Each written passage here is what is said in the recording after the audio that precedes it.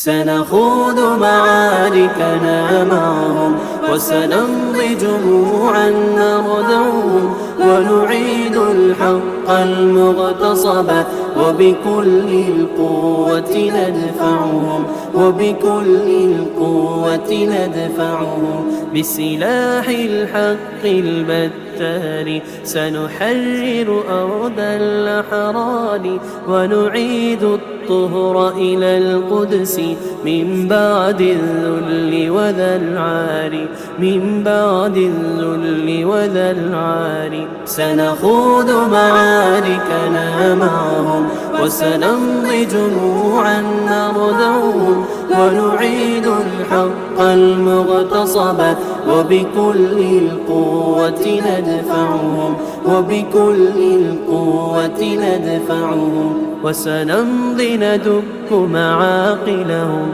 بدبيل دام يقلقهم وسنمحو العار بأيدينا وبكل القوة نردعهم وبكل القوة نردعهم سنخوض معاركنا معهم وسنمضي جموعا نردعهم ونعيد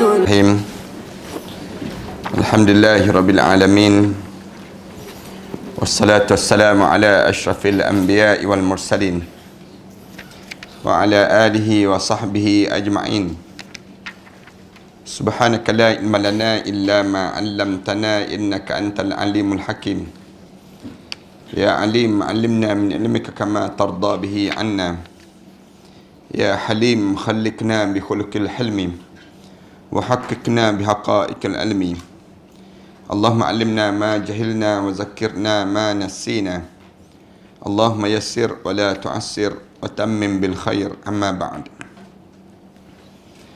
Para hadirin yang dimati sekalian, alhamdulillah kita syukur pada Allah kerana kita masih lagi diberi peluang oleh Allah untuk kita berbicara tentang mengenai suasana di padang mahsyar Allah nanti dan juga bagaimana keadaan kita sewaktu mana kita berada di padang mahsyar nanti. Kita tahu bahawa bila kita berada di padang mahsyar nanti, setiap di kalangan kita akan berhadapan dengan keadaan-keadaan yang berbeza-beza berdasar kepada amalan-amalan yang kita kerjakan di atas dunia ini. Kalau sekiranya kita pandai, kita jaga amalan kita ini, maka selamatlah kita di akhirat nanti.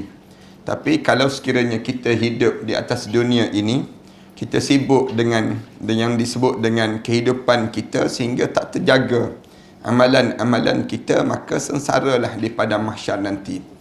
Di antara perkara yang terjadi pada seorang ialah kita waktu mana atas dunia ini kita dipilih untuk menjadi pemimpin ataupun kita memilih diri kita untuk dilantik menjadi pemimpin.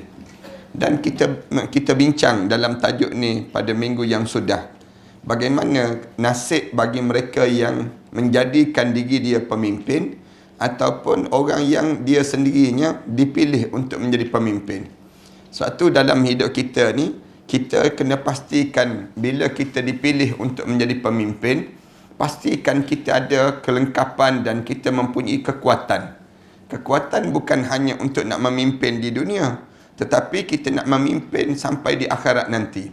Sebab pemimpin ini, dia tidak kata kita menjadi pemimpin untuk dunia saja, tidak. Tetapi bila kita sampai di akhirat, kita akan dipilih juga. Kalau kita pandai jaga yang disebut dengan kepimpinan kita, sampai di akhirat masuk syurga lah kita dengan orang yang kita pimpin. Tapi kalau kita tak pandai kita jaga, di akhirat nanti kita akan dihina, kita akan dilanyak. Kemudian kerana berdasar pada apa yang kita pimpin ini sendiri. Islam dia suruh kitanya jaga tanggungjawab. Bila kamu jadi pemimpin, bukan satu peluang untuk kamu nak buat khianat. Tapi bila kamu jadi pemimpin, anggap ini pemimpin satu peluang untuk kamu nak jadi taat. Bukan untuk kamu nak jadi semakin jauh dengan Allah. Ini cara dalam hidup kita. Kita ni sendirinya, anda sebut pada pengajian yang sudah, semua di kalangan kita ni pemimpin. Di kalangan kita berdasar pada hadis Rasulullah SAW. Rasulullah sebut kullukum ra'in wa kullu ra'in mas'ulun ar ra'iyati. Tiap-tiap di kalangan kamu ni pemimpin, dan tiap-tiap pemimpin akan bertanggungjawab terhadap apa yang dipimpin. Kita pimpin, paling-paling tidak kita pimpin rumah tangga kita. Rasulullah sebut kalau tidak pun kamu memimpin diri kamu sendiri. Memimpin diri kita sendiri ni kita memimpin. Dalam diri kita ni kan kita pimpin. Pagi-pagi tadi kita pimpin diri kita. Nak datang ke tak datang, nak datang ke tak datang. Misal contoh, kita yang pimpin diri kita ni. Ada orang tergolek-golek atas katil. Dia kata kalau datang pun ustaz datang lewat, dia sebut demikian. Nak sebutnya kalau datang pun belajar ke tak belajar ni. Yang menyebabkan akhir tak datang. Ada orang kata tak apalah kita datang lah. Belajarlah kejap pun. Asal ke kita datang saja. Ada juga dia pimpin diri dia. Kita pimpin diri kita. Ataupun kita pimpin rumah tangga kita. Rumah tangga kita ni cuba tengok. Kadang-kadang kita berperang je memanjang dalam rumah tangga kita. Perang dengan siapa? Perang dengan anak kita. Perang dengan suami kita. Perang dengan isteri kita. Perang dalam rumah tangga ni, perang bukan perang apa pun. Perang mulut je. Perang mulut ni berlaku dalam rumah tangga kita. Kenapa berlaku perang ni? Jawabnya, kerana sama ada nak dipimpin ataupun tak nak dipimpin. Itu je dalam keluarga kita. Perang pasal kain tuala tak sangkut, misal contohnya. Nak sebutnya, perang pasal kain selimut yang tak lipat. Kemudian perang benda-benda macam ni perang dalam rumah tangga ni berlaku je memanjang. Kerana apa dia? Kerana ada yang nak dengar, ada yang tak nak dengar. Ada yang nak taat, ada yang tak nak taat. Maknanya kecil je kita nampak, tapi benda tersebut terbawa-bawa sampai ke akhirat Allah. Yang kita pimpin ini sendiri. Soal tengok televisyen, tak nak tengok televisyen, semua ni benda dalam rumah tangga kan. Bila zaman kita ni, zaman teknologi ni lagi teruk. Anak-anak kita senyap dalam bilik. Kadang-kadang bila senyap dalam bilik tu, kita heran. Buat apa dalam bilik? Tak keluar-keluar daripada bilik. Rupa-rupanya main game. Dalam bilik, main handphone. Kadang-kadang kita ni tak tahu nak buat macam mana dalam kehidupan keluarga kita. Padahal kita sedang memimpin rumah tangga kita ini. Sama ada kita bawa rumah tangga kita ini ke akhirat Allah dalam keadaan yang sempurna, ataupun kita datang dalam keadaan hati yang berdebar-debar. Berdebar-debar, kenapa kita berdebar-debar? Kerana kita tak tahu kita memimpin macam mana rumah tangga kita. Bayangkan kalau rumah tangga tu pun kita boleh berdebar-debar. Allah sebut dalam Al-Quran, illa man atallaha biqalbin salim. Kecuali orang yang datang di akhirat dengan hati yang tenang. Kalaulah orang yang datang ke akhirat itu dalam keadaan yang rumah tangga ni pun dia rasa berdebar-debar. Bayangkan orang yang dia datang di akhirat Allah dalam keadaan dia memimpin masyarakat. Dia memimpin yang disebut dengan negara. Dia pimpin yang disebut dengan kawasan dia. Bagaimana hati dia jauh lebih berdebar daripada keadaan yang dia pimpin rumah tangga. Kita pimpin rumah tangga ni pun kita berdebar dah. Bayang dalam hadis-hadis Rasulullah cerita banyak. Cerita tentang ihal rumah tangga. Kamu akan saling tuding menuding. Kenapa tuding menuding? Kerana salahnya memimpin itu sendiri. Yang demikian juga dalam diri kita. Jangan sampai peringkat kita ni memimpin peringkat. Bila kita memimpin dalam masyarakat, kita pimpin dalam keadaan yang tidak mengikut Al-Quran dan tidak mengikut hadis Rasulullah SAW. Yang inilah kita sambung pada pengajian sudah tersebut. Ketika Rasulullah SAW mengutuskan Muaz bin Jabal ke Yaman. Bila Rasulullah nak hantar Muaz bin Jabal ke negara Yaman, baginda berpesan kepadanya. Rasulullah SAW sebut, berhati-hatilah dengan harta yang melimpah di sana. Bila kamu jadi gubernur nanti, kamu jadi ketua nanti, kamu akan dapati harta yang banyak yang kamu miliki. Ialah yang kamu jaga tu satu negara Yaman, misal contohnya. Bila kamu jaga harta, kemudian kesempatan yang ada pada harta ni jadi macam dalam poket kamu, dalam tubuh badan kamu. Di waktu mana kamu pergi sana, kamu akan jumpa dengan harta yang banyak. Berwaspadalah doa orang yang teraniaya, Rasulullah sebut. Bila kamu pergi ke sana nanti, kamu akan dapati rezeki yang banyak. Kamu berhati-hati. Kalau kamu jadi pemimpin, waktu mana kamu jadi pemimpin, tiba-tiba kamu buat zalim pada orang bawahan kamu. Zalim pada orang bawahan. Maknanya, Macam mana kamu buat zalim? Orang kita ni, kalau dia jadi pemimpin, dia nak buat zalim pada orang bawahan. Banyak cara lah. Antaranya, dicukaikan sebanyak mungkin. Cukai ni salah satu di antara cara menzalimi rakyat. Zalim pada rakyat. Sebab tu kita sebut, sebelum daripada ni pun kita sebut, GST haram, SST pun haram. Senang kata. Dua-dua je haram.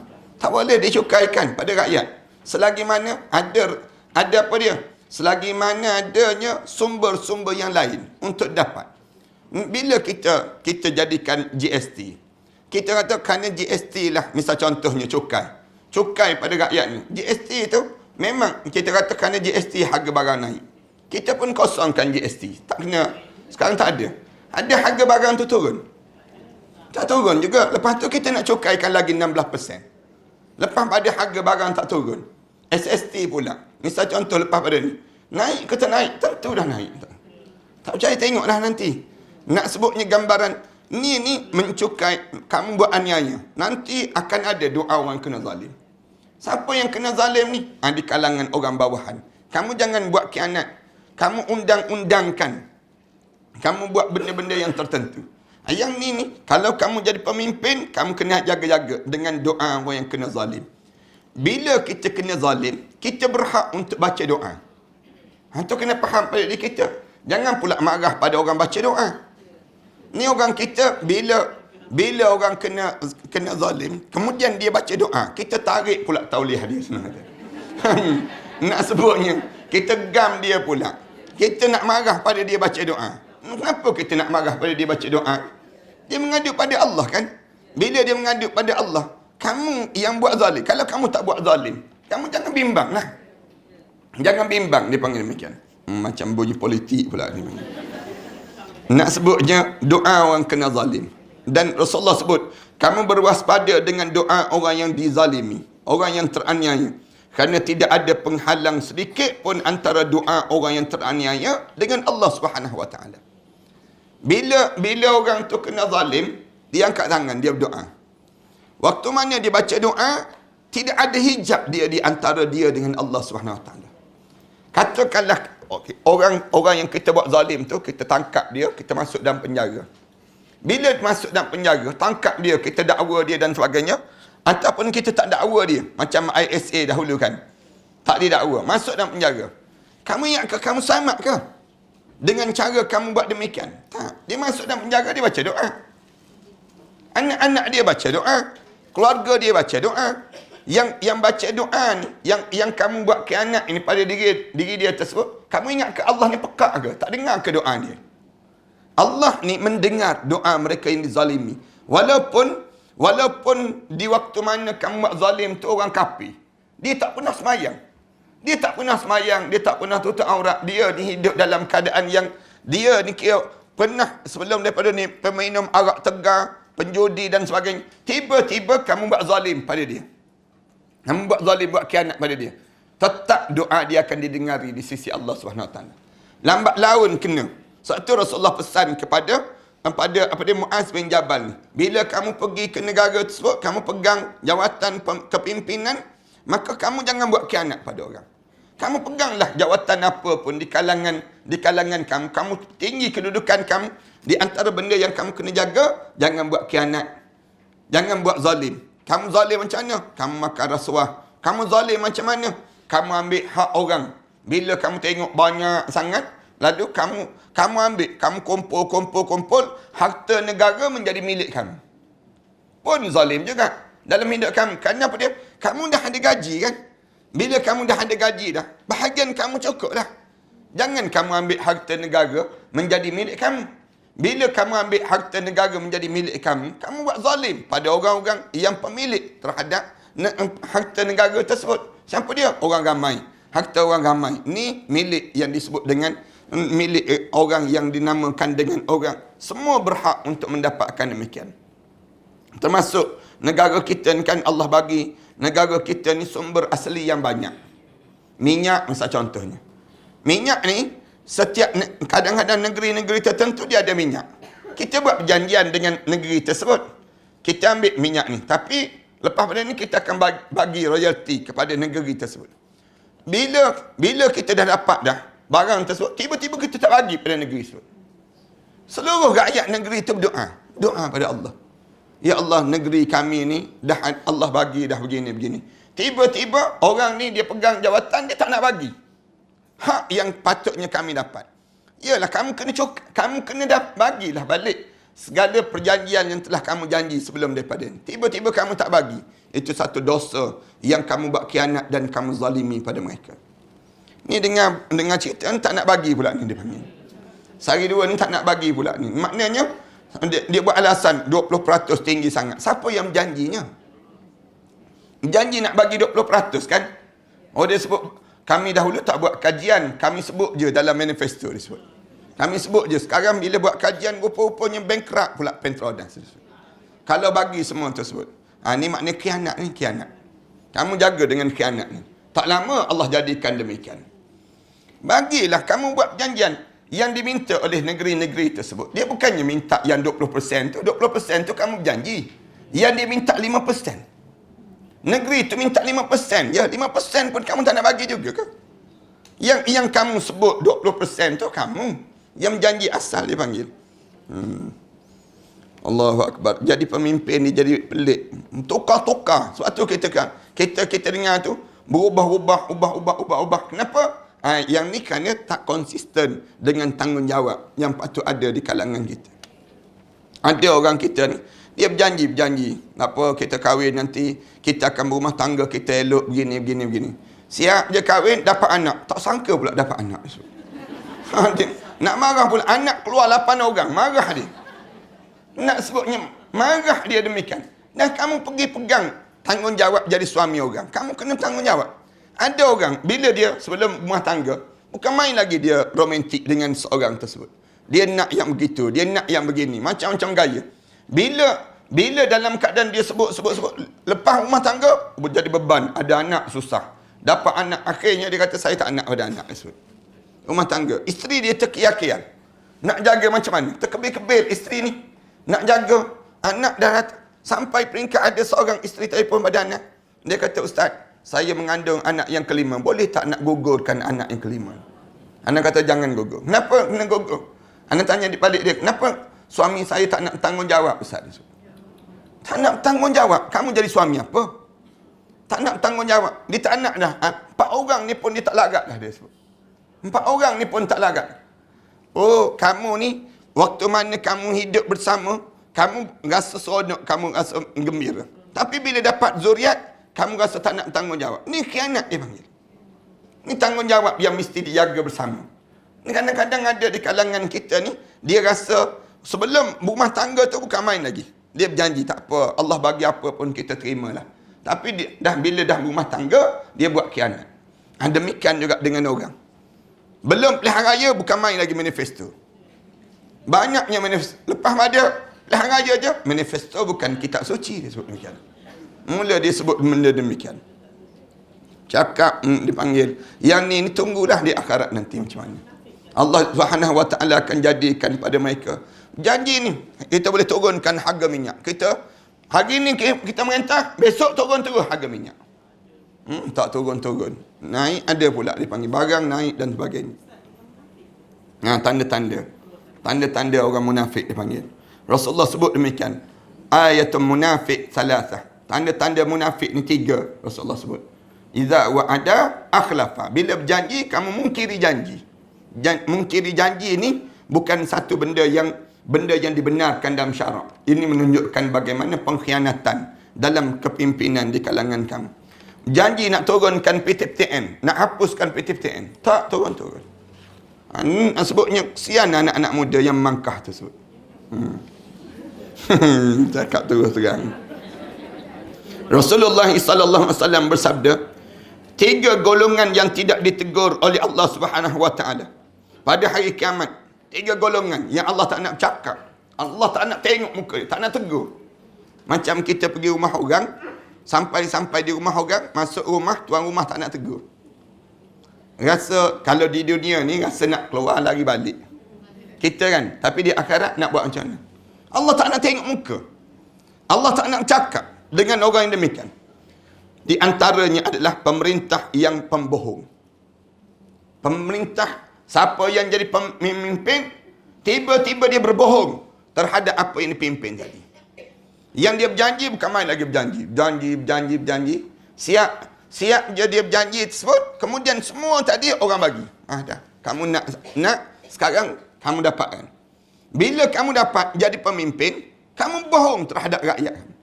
Kamu bohong, kamu sebut kami ni hidup pemimpin ni hidup susah. Dia kata oleh demikian rakyat tolong bantulah kami. Dia cara demikian. Letakkan demikian. Letakkan pada rakyat pun tolong. Dia pun hidup bermewah-mewahan. Dia berbohong, dipanggil demikian. Jangan membohong rakyat, jangan. Hidup ni dia ada kadar dia dah. Mana-mana orang yang bila sampai peringkat dia jadi pemimpin, dia bohong dengan orang bawahan dia. Bohong ni kan banyak kan. Kadang-kadang kita jadi suami orang. Jadi suami ni janji dengan anak-anak. Janji minggu ni kita pergi ke sini. Minggu ni kita pergi, kita sebut pada anak-anak. Elok je sampai hujung minggu, tidur terlentang je kita ni. Tak pergi. Anak-anak ni kejut. Bang, kata nak pergi tempat ni, Tak, abah berjanji je disebut. Abah buat dalam manifesto je misalnya untuk. Nak sebut demikian. Abah berjanji je. Dia berjanji saja. Dia tak pergi. Dia mungkiri. Dia buat khianat. Rasulullah sebut orang ni Allah tak nak bercakap di akhirat nanti. Allah tak nak pandang muka dia. Kamu semua pada hari kiamat akan menyesal jika sekarang kamu amat berharap untuk menjadi pemimpin. Rasulullah sebut siapa-siapa yang sekarang ni yang dia mengharapkan dia dilantik menjadi pemimpin, tiba-tiba dia jadi pemimpin. Sungguh dia jadi pemimpin. Di akhirat nanti kebanyakan pemimpin akan menyesal. Menyesal tak buat, yang ni tak boleh. Yang ni tak boleh, yang ni tak buat. Bila dia tak buat ni, Rasulullah sallallahu alaihi wasallam sebut semua akan menyesal. Menyesal kamu. Jadi pemimpin tiba-tiba kamu tak tunaikan segala apa yang telah patut kamu tunaikan, tiba-tiba kamu tak tunaikan. Tu belum kira lagi hubungan dia dengan Allah. Dia hubungan dia dengan Allah apa dia? Dia jadi pemimpin tapi tak semayang. Misal contoh. Dia pemimpin, hubungan dia dengan Allah. Tiba-tiba dia tak tutup aurat. Dia jadi pemimpin, tiba-tiba dia tak arahkan rumah tangga dia tutup aurat. Jaga syariat. Penat dia. Kalau dia menjadi pemimpin, bertindan-tindan pemimpin dia. Pemimpin dalam rumah tangga. Dia tak boleh nak arahkan isteri dia tutup aurat. Jangan keluar dalam keadaan tak tutup aurat. Dosa hukum dia. Dia tak boleh nak arahkan. Bahkan isteri dia sebut pula, saya dilarang untuk tutup aurat. Misal contoh. Nak sebut sampai tahap demikian. Maknanya memang teruklah. Teruk dalam hidup kamu bila kamu buat demikian. Kamu tidak ada kuasa. Kita jadi suami, katakanlah kita jadi suami, maka kita ada hak untuk arahkan isteri kita tutup aurat. Kena jaga solat. Kena jaga batas syariat. Maknanya kita ada hak. Bila kita jadi isteri, kita ada hak dalam rumah tangga kita untuk jaga anak-anak kita. Ada hak kepada. Jangan sampai anak-anak kita diarahkan oleh orang lain. Orang lain mengarahkan anak-anak kita. Boleh tarik anak kita dan sebagainya. Sehingga kan anak-anak kita boleh tak tutup aurat. Sampai kita jadi takut dengan anak-anak kita pula. Maknanya, kamu menjadi seorang pemimpin yang dayus dalam kekeluargaan kamu. Itu dalam keluarga.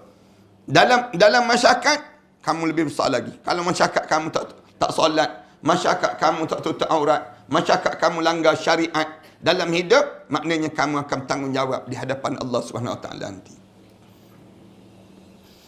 Kemudian disebut Rasulullah sallallahu alaihi wasallam bersabda lagi kepada Ka'ab bin Ajrah, wahai Ka'ab bin Ajrah, semoga Allah menjauhkan kamu daripada menjadi pemimpin bagi orang yang bodoh. Mudah-mudahan kamu tak menjadi pemimpin pada orang yang bodoh. Bila kamu jadi pemimpin, jadilah pemimpin pada orang yang cerdik. Orang cerdik ni orang macam mana? Orang yang ada Al-Quran, orang yang ada hadis Rasulullah sallallahu alaihi wasallam. Maknanya umat yang sentiasa ada Al-Quran. Sentiasa dalam dada kita ni, kita tak boleh lari daripada benda ni. Yang nak sebut banyak kali ni, Al-Quran dan hadis Rasulullah sallallahu alaihi wasallam. Al-Quran ni jadi kebiasaan. Satu. Yang kedua, hadis Rasulullah. Hadis Rasulullah ni kena sama juga kita sentiasa baca. Jangan kita ni hanya baca Quran saja, tak belajar hadis Rasulullah. Rugi juga kita. Dalam hidup kita ni, orang kita nak baca Quran pun payah lah. Nak baca Quran pun payah. Nak baca hadis lagi jauh. Rumah kita ni, cuba perhati betul-betul. Rumah kita ni, ada tak dalam rumah kita ni ada hadis sahih Bukhari? Senang kita ni. Paling-paling tidak, dalam rumah tangga kita ni ada kitab Riyadus Salihin. Ada kitab yang disebut dengan hadis 40. Yang kita belajar. Kita ada je ruang masa, kita duduk depan suami kita, anak-anak kita, keluarga kita, baca kitab-kitab demikian. Kena ada diri kita ni untuk jadi sumber rujukan. Ni dalam rumah tangga, tak ada kitab-kitab agama, tak ada. Sayang orang kita demikian. Dalam rumah tangga ada majalah Hai, Mempelam, Kuini ni, Mangga ni. Yang ada dalam rumah tangga. Dia tak ada majalah-majalah yang membawa kebaikan dalam kekeluargaan dia. Majalah apa dia? Ni hadis Rasulullah sallallahu alaihi wasallam. Itu penting sangat pada rumah tangga kita. Rumah tangga mukmin ini, dia ada Al-Quran, dia ada hadis, dia ada sirah. Sirah Nabawi. Kena ada dalam rumah tangga kita ni. Kita balik nanti kita cari kitab-kitab sirah Nabawi dalam rumah tangga kita ni. Kemudian dalam masa yang sama juga, barulah kitab Fardu Ain, kitab fiqh, kitab-kitab yang disebut dengan kitab Tauhid. Yang ni mesti ada dalam setiap rumah tangga mukmin. Biar rumah tangga kita ni ada tempat nak rujuk. Kalaupun kita kita tak datang majlis ilmu, tapi kita ada tempat rujuk.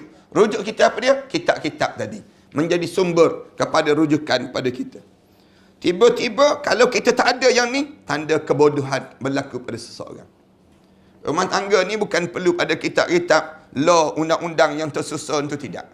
Tidak perlu kepada yang namakan dengan kitab-kitab yang disebut dengan kitab-kitab resepi-resepi saja, tidak. Kemudian bukan demikian, tetapi kitab yang paling utamanya ialah Al-Quran dan hadis untuk menunjukkan kecerdikan dalam kekeluargaan kita. Bila ada masalah dia, baca Al-Quran. Bila ada masalah dalam hidup kita ataupun tak ada masalah pun, baca hadis Rasulullah sallallahu alaihi wasallam. Sentiasa mewujudkan suasana demikian. Kamu semua kemudian, kerana pemimpin setelah aku ini tidak mengikut petunjukku dan tidak suka mengikut sunnah dengan sunnahku.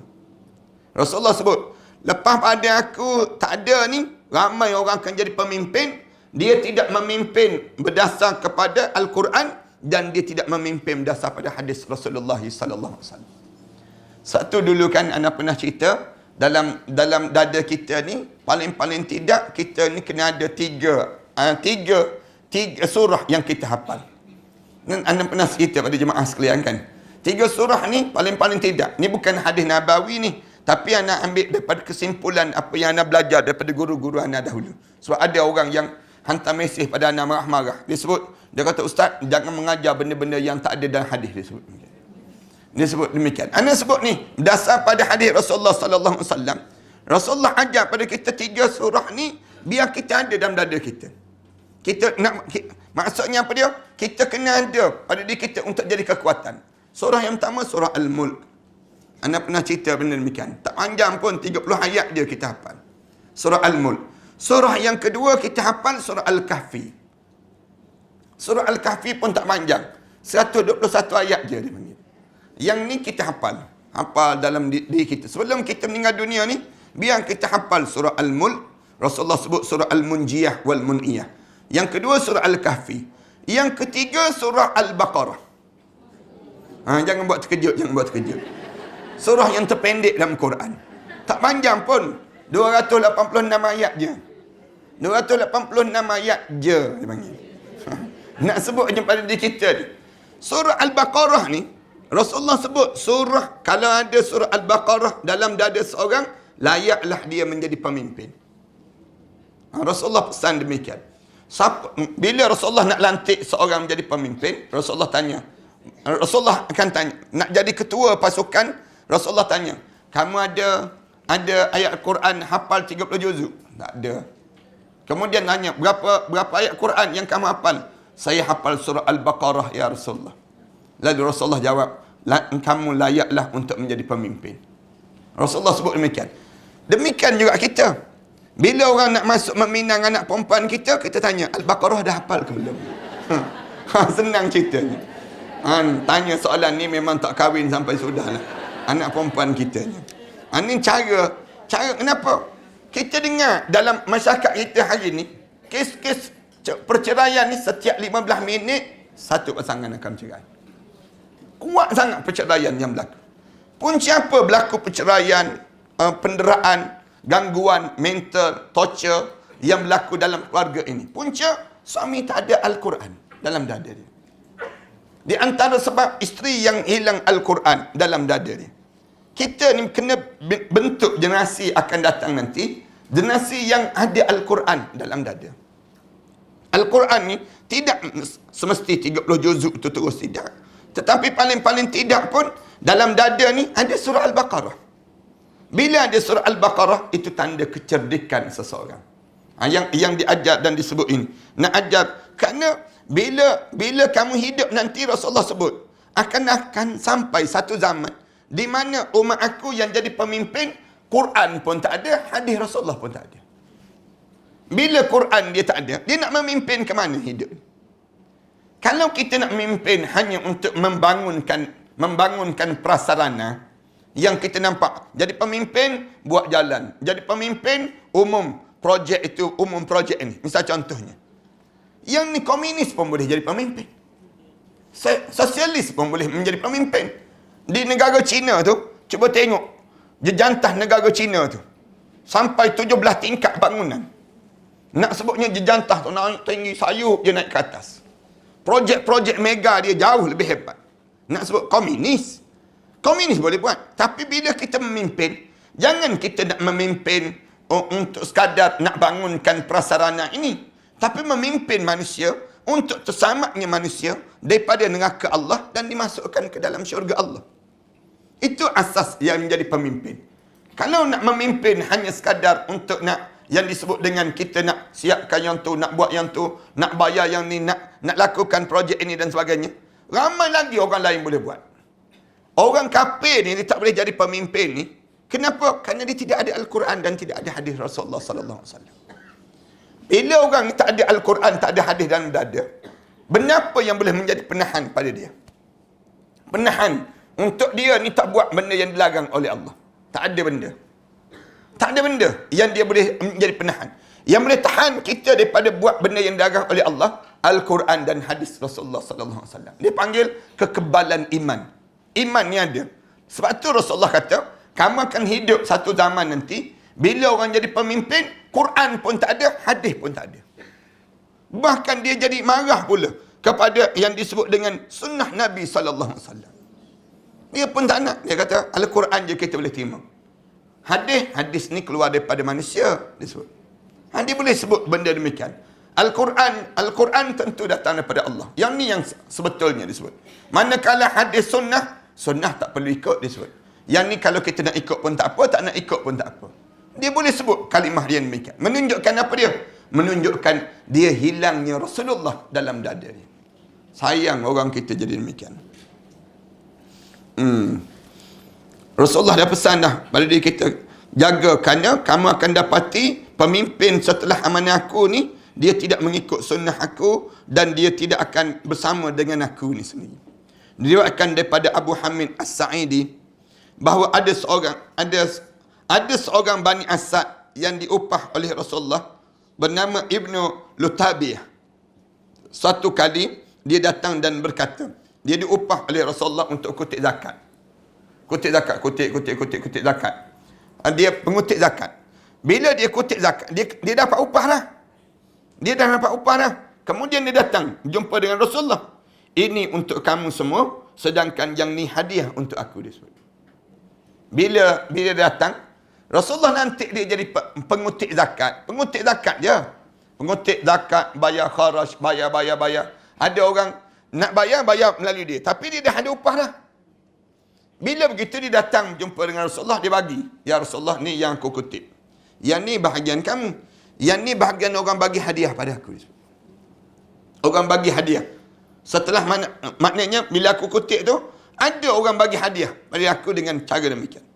Bila begitu, lalu melihat sikap seperti itu, Rasulullah terus naik atas mimbar. Rasulullah naik atas mimbar terus. Dan setelah Rasulullah bertahmid dan memuji Allah Subhanahu Wa Taala, Rasulullah dia naik atas mimbar ni, ada benda dia nak cakap. Ada benda dia nak sebut. Bila dia naik, dia akan, cara dia puji bagi Allah dahulu. Innal hamdalillah, alhamdulillah, wassalatu wassalamu ala rasulillah. Rasulullah ajar demikian. Kemudian Rasulullah sebut bagaimana dengan orang yang kita memberi suatu amanah kepada dia. Lalu ada di kalangan mereka tersebut berkata, ini untuk kamu semua, sedangkan yang ini untuk hadiah untuk diaku. Ada di kalangan kamu ni, kita dah bagi tanggungjawab pada dia. Kita dah bayar dah gaji untuk dia. Bila kita dah bayar dah gaji untuk dia, kita dah siap dah untuk dia, tiba-tiba dia ambil barang tersebut, dia boleh sebut, ni bahagian untuk bahagian gaji ni. Yang ni untuk bahagian hadiah. Hadiah yang orang bagi pada aku. Mengapa dia tidak menanti saja di rumah ayah dan ibu dia, akan bahagian yang akan diberikan kepadanya? Rasulullah sebut. Kalau betul tu hadiah dia duduk kat rumah dia dapat tak hadiah tersebut? Rasulullah sebut demikian. Kalau betul itu hadiah dia, dia duduk kat rumah aja, tanpa dia datang kutip, dia dapat tak hadiah tersebut? Dia tak dapat. Rasulullah sebut demikian. Jika tidak memangku jawatan tersebut, maka tidak mungkin ada orang yang nak memberi hadiah tadi. Maknanya apa dia? Rasuah lah tu. Rasuah lah tu. Orang bagi hadiah tu kadang-kadang, orang bagi hadiah. Kita, bila orang bagi hadiah kita ni, termakan budi kita. Termakan budi ni tergadai body dah. Ramai mana orang yang termakan budi, akhirnya dengan dia orang tanya, habis tu nak kena bayar zakat ni banyak mana ni? Alah, bayar je, asal bayar je dia sebut. Yelah, banyak mana? Orang tanya. Alah, bagilah banyak, jangan banyak sangat, sebab saya pun dah makan dah sikit ni. Ni cara demikian. Tu zakat, bahagian zakat. Cuba tanya orang yang terlibat dengan projek-projek. Tanya kontraktor. Betul-betul terang, kalau Farhan sekian ada pasangan hidup kan yang terlibat dengan tender-tender projek-projek ni, cuba tanya mereka. Mesti terlibat tak? Terlibat mesti ada. Masuk je ada terus yang nak bahagian. Dia kata, ustaz, ada seorang hamba Allah tersebut, kontraktor ni, dia kata bila saya masuk, ustaz, untuk nak dapat satu projek ni, start daripada bodyguard, start daripada pengawal keselamatan tu kena bagi dia. Pengawal keselamatan, orang buka pintu, orang sampailah dia kata kan kecil-kecil ni semua naik sampai. Semua kena ada bahagian. Naik sampai ke peringkat atasan, semua ada bahagian mereka. Apalah kalau sampai tahap demikian, dia akan kena jawab depan Allah nanti. Semua orang-orang yang dibagi tadi. Allah dosanya panggil. Tidak seorang pun di kalangan kamu yang melakukan demikian melainkan datang pada hari kiamat dengan membawa barang yang diambil itu. Di akhirat nanti, siapa yang ambil barang-barang orang dalam keadaan bentuk rasuah dan sebagainya kerana nak dapat projek itu, di akhirat nanti dia datang dengan barang-barang yang diambil tadi. Di akhirat nanti sangkut dekat belakang. Orang nampak tu handphone ada. Orang nampak beg handbag pun ada. Orang nampak package pelancongan pun ada. Orang nampak semua. Tergerak semua. Benda-benda yang diambil tadi. Jika barang yang diambil berupa unta, maka dia datang dengan unta. Yang kalau diambil dengan kenderaan, dia datang dengan kenderaan. Terpikul pada dia tu kereta nampak tu. Dia makan banyak mana yang dia makan tadi.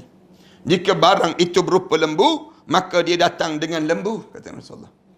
Kalau dia ambil tu lembu, dia pikul lembu. Kita tengok pelik dia ni dengan lembu-lembu di padang mahsyar. Benar apa sedang berlaku? Rupa ni makan hak orang. Dia ambil hak orang. Jaga-jaga kita, janganlah terambil barang orang ni, jangan. Dunia kita ni memang dunia rasuah. Dunia kita ni memang kita duduk tengah lembah ini. Lembah di mana semua orang suap menyuap. Nak dapat apa pun kena jadi macam demikian. Jahatnya di kalangan kita ni, sampai tahap di akhirat nanti jumpalah keadaan-keadaan yang berlaku. Dan jika barang itu berupa kambing, maka dia datang dengan kambing-kambing. Rasulullah sallallahu alaihi wasallam sebut demikian. Kemudian baginda sallallahu alaihi wasallam mengangkat tangannya. Lepas pada Rasulullah sebut begitu, Rasulullah angkat tangan sehingga kelihatan ketiaknya yang putih. Rasulullah angkat tangan, maknanya tegak tangan. Dan tinggi tangan tu, labuh lengan baju jubah Rasulullah tu jatuh. Nampak ketiak putih Rasulullah sallallahu alaihi wasallam. Rasulullah sallallahu alaihi wasallam angkat tangan ni. Lalu Rasulullah sebut, "Ya Allah, bukankah telah aku sampaikan?" Rasulullah sebut, "Ya Allah, aku dah bagi tahu kan ya Allah." Maknanya begitu. Aku dah bagi tahu dah ya Allah. Bersaksilah. Aku dah bagi tahu dah. Jangan ambil barang orang. Jangan ambil barang orang. Jangan ambil hak orang. Tak padan kamu nak ambil barang orang ni sini. Bila kamu jadi pemimpin, jangan kamu buat khianat. Bila kamu jadi pemimpin, kamu ambil banyak benda yang dia ambil ni, yang menyebabkan di akhirat nanti kamu penat untuk menghadap depan Allah SWT. Ni nak pergi Mekah ni kan. Nak pergi Mekah ni, ramai mana orang ambil tempat orang lain. Ambil tempat orang lain. Hana sebut banyak kali ni. Sama juga yang pakej-pakej yang buat ni. Yang pakej-pakej yang buat ni. Kadang-kadang orang lain dah beratur lama dah. Tiba-tiba orang yang beratur ni tak dapat. Orang yang tak beratur dapat. Macam mana dapat yang tak beratur? Nak sebutnya, minta maaf nak sebut juga ni. Nak sebut yang buat haji ni nak buat haji. Kemudian rupa-rupanya ada pegawai-pegawai di kalangan mereka sebut, boleh kami akan uruskan, naikkan nama dia dengan syarat bayar sekian. Bayar sekian. Bila dia bayar sekian. Syarikat travel agency ni dia sebut, nak buat macam mana Ustaz? Dia kata kita kena bayar juga, dia sebut. Kalau kita tak bayar, tak boleh pergi. Akhirnya, bila bayar, pergi ambil tempat orang lain. Bila kita pergi ambil tempat orang lain, di akhirat nanti macam mana? Itu contoh yang mudah. Bukannya RM1, RM2. Ada pegawai-pegawai yang dia kata kami boleh luluskan orang ni. Berapa ramai? Kamu bawa. 100 orang, 200 orang kamu bawa, kami lulus. Tapi setiap kepala RM500 saja. Setiap kepala RM500. Habis di waktu ni. Yang lain kamu kena bertanggungjawab di hadapan Allah nanti. Sebab tu jangan ingat. Padahal pergi buat haji dah tu. Nak pergi buat benda yang baik. Umrah dan sebagainya. Umrah sama juga. Sama je konsep dia. Nak pergi buat umrah ni. Kalau masuk ikut prosedur biasa, akan makan masa seminggu misal contohnya. Nak dapatkan visa. Kalau prosedur yang luar biasa, bayar sikit RM300. Kemudian kamu akan dapat masuk hari ni, keluar hari ni terus. Macam mana keadaan demikian? Jawab pegawai tersebut di hadapan Allah nanti. Jawab dia. Kerana dia jadi pegawai kan. Cuba dia ada rumah mak ayah dia. Dia dapat duit macam tu? Dia tak dapat. Kamu guna kuasa kamu untuk perkara-perkara sedemikian rupa. Menjawab kamu di hadapan Allah nanti. Rasulullah sebut, "Ya Allah, bukankah telah aku sampaikan? Aku sampaikan ya Allah." Rasulullah sallallahu alaihi wasallam sabda, "Siapa kami lantik untuk menjadi pegawai kami dan kami berikan gaji pada dia, namun dia masih mengambil selain daripada itu, maka itulah satu pengkhianatan." Rasulullah sebut. Siapa-siapa yang kami dah bagi gaji, dah elok dah ada gaji, tiba-tiba kamu deal lagi. Kadang-kadang kan dia dah dapat gaji dah. Dia pergi ke satu kedai, dia pun sebut, dia kata buat bil lain ya, bil. Saya bayar berapa harga barang ni? RM3,000. Kamu buat bil RM4,000 ya, dia sebut. Jadi markup harga. Kalau tanya kenapa demikian? Tanyalah orang-orang niaga. Bil ni ada dua biasanya. Bil tu ada dua. Yang nak tunjuk pada bos, yang nak tunjuk pada majikan, bil lain. Kemudian yang sebenarnya bil lain. Cara demikian. Bila tunjuk pada majikan tengok berapa orang nak bayar? RM4,000. Harga sebenarnya RM3,000. Dia ambil RM1,000 untuk dia. Tak saja dia panggil demikian. Khianat dalam keadaan demikian. Kadang-kadang pengkhianatan tu berlaku banyak sangat. Kecuali kita bagi tahu ni keuntungan. Kita dah ada syarikat, kita berniaga dan sebagainya. Itu ada cara lain yang diajar dalam agama. Telaga Nabi Muhammad sallallahu alaihi wasallam. Habislah tajuk tersebut. Kemudian sambung lagi telaga Nabi Muhammad sallallahu alaihi wasallam. Sikit lagi. Penulis Al-Qud dan lainnya berpendapat bahawa telaga Al-Haud Nabi Muhammad sallallahu alaihi wasallam pada hari kiamat nanti, itu di padang mahsyar, menjelang melalui titian Siratul Mustaqim. bila berlakunya telaga ni berlakunya disebutnya menjelang melalui titian Siratul Mustaqim. Ada ulama kata sebelum daripada titian ada telaga untuk bagi minum. Di kalangan ada ulama sebut lepas pada titian baru ada telaga. Ada dua pandangan, nanti kita akan sebut sikit lagi. Kemudian satu hadis sahih yang mengatakan bahawa Rasulullah sallallahu alaihi wasallam mempunyai dua buah telaga. Pertama, menjelang melalui titian Siratul Mustaqim. Bila kita nak melalui titian sirat itu ada telaga. Dan kedua, dalam syurga setelah melalui titian sirat nanti. Ulama sebut telaga Rasulullah ni ada dua untuk bagi pada umat dia. Yang pertama sebelum titian sirat. Yang kedua, bila dah masuk syurga ada lagi telaga. Telaga yang diberi oleh Rasulullah sallallahu alaihi wasallam. Kedua telaga itu dinamakan telaga Al-Kautsar. Inna a'tayna kal kautsar. Disebut demikian. Dan sama juga dengan yang disebut dengan telaga bagi pada mahsyar ni, telaga ini dipanggil telaga Kautsar. Sedangkan perkataan Al-Kautsar menurut bahasa Arab bermakna kenikmatan yang banyak. Al-Kautsar. Kan telaga tu boleh minum air tersebut, nikmat ni tak terkata.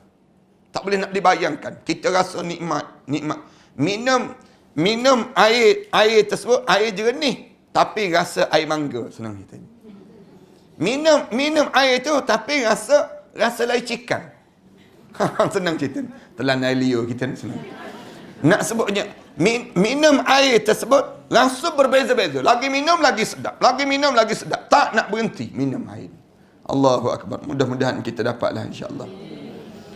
Kemudian para ulama berbeza pendapat mengenai al-mizan, timbangan, dan al-haud, telaga. Dua ni ulama-ulama bincang.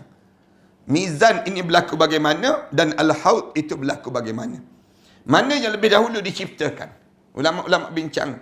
Mana yang lebih dahulu dijadikan oleh Allah? Timbangan dahulu ke ataupun al-haud dahulu yang akan disediakan oleh Allah? Abu Al-Hasan Al-Qasi berkata, al-haud lebih dahulu ada daripada al-mizan. Bagi ana tak kisah mana-mana, yang penting kita dapat. kalau ana lah. Tapi ulama-ulama ni bila tanya mana dahulu yang ada ni? Mizan dahulu ke, timbangan dahulu ke, al-haud dahulu? Lalu alim ulama kata yang pertama Al-Hasan Al-Qasi kata al-haud dahulu ada dibandingkan dengan al-mizan. Ini bermakna setelah manusia dibangkitkan daripada kubur, mereka dalam keadaan amat haus, yang amat sangat. Bangun-bangun di padang mahsyar nanti, semua dalam keadaan haus. Kita ni dekat nak meninggal dunia pun haus. Kering kita ni. Bila dekat nak meninggal dunia tu, kalau bagi 7 lautan pun tak hilang dahaga.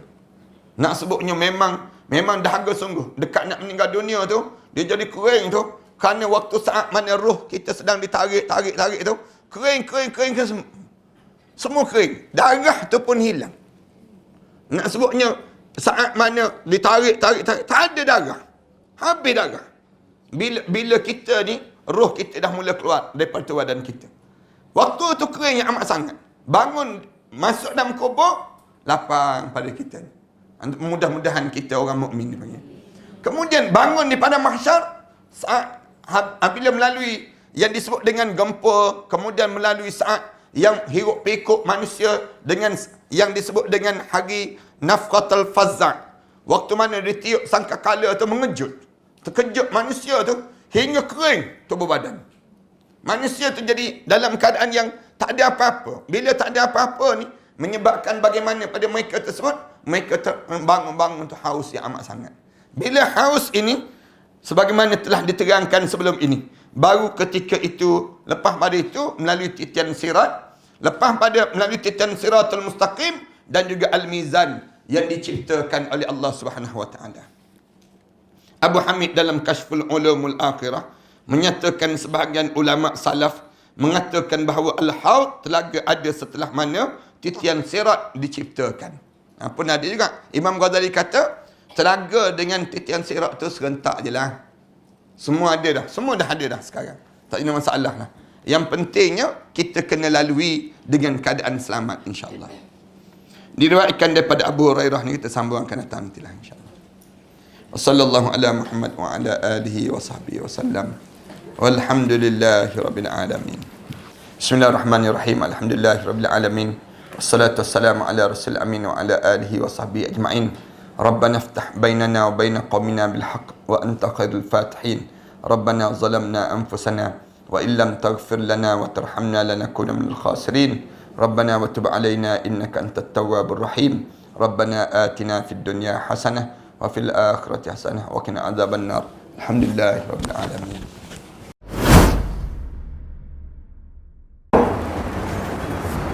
Assalamualaikum warahmatullahi taala wabarakatuh. Alhamdulillah wassalatu wassalamu ala Rasulillah wa ala alihi wa man walah wa ba'd.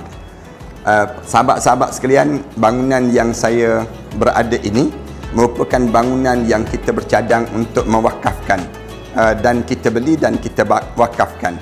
Sejumlah lebih kurang 5 juta kita perlukan, 3 blok terhadap kawasan ini. 3 blok ini kita telah bersedia untuk membayarnya setelah mana 3 bulan yang akan datang nanti. Saya mencari seramai lebih kurang 1,000 orang para pewakaf yang berjumlah sebanyak 5,000 setiap seorang. Hubungi talian ini dan setiap nama itu kita akan letakkan di bawah nama-nama Allah. Kemudian kita akan tampalkan di dinding terhadap bangunan ini, dijadikan untuk kemudahan bagi siapa yang berniat untuk mewakafkan bangunan ini. Tuan-tuan jangan risau. Selama mana ada bangunan ini, selama itulah pahala kita akan berpanjangan dan berpanjangan.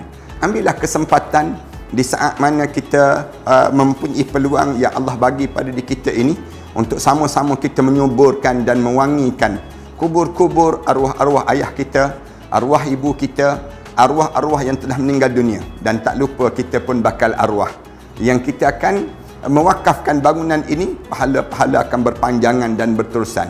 Setakat ini kami telah bersedia untuk membeli daripada pemilik yang bukan Islam kepada menjadi milik orang Islam pula. Mari bersama dengan kami, mudah-mudahan Allah jadikan kebaikan kepada dalam wakaf-wakaf di kalangan kita kepada para pewakaf yang telah mewakafkan ini. Wallahu a'lam.